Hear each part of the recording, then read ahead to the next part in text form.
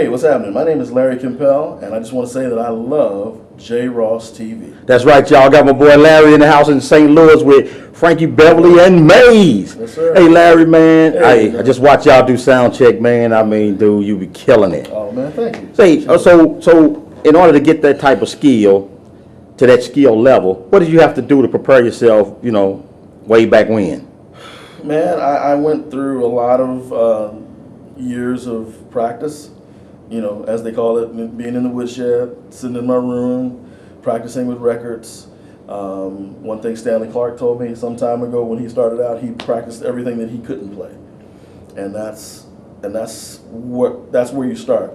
That's how you get better. You challenge yourself, you push yourself, you move forward with the things that you don't know, rather than sitting there playing, gassing yourself, right, playing stuff that just look at me, but in the meantime, there's things that you don't know. So that's how I did. I started out.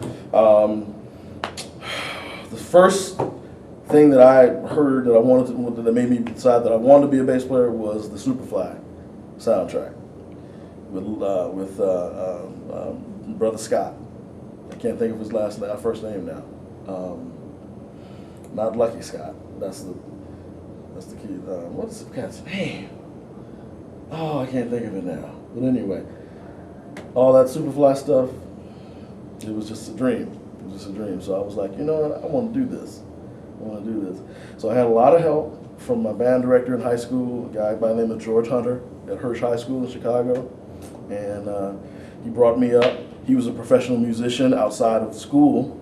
He was doing, he was a horn player, and he did a lot of the sessions that came out of Chicago from Chess and Brunswick, and then later on from 21st Century Records, which was distributed by Universal. And so he got me into those sessions and stuff, So, to answer your question, yeah, that was what I did. Just stayed in the woodshed and worked on it. Worked on it. So do you find that attempting to capture the essence of other players enhance your abilities? Oh yeah, I think you have to take some influences from other people. That's how that's how I was taught to get your own sound, is to take from this person, take from that person, and put that into yourself, and then let your heart somehow mesh those things together, and then what pops out on the other end is what you sound like. So, because I can talk to Chuck Rainey, and I can call Chuck and say, hey Chuck, who were your influences? Well, there was somebody that influenced Chuck to play how Chuck plays. There was somebody that influenced Stanley Clarke to make him the way he was. Marcus Miller, same thing. So you have to mesh that, and those things that you like and those things that you don't like, you don't deal with them, but you have to take some things, I believe, from other people.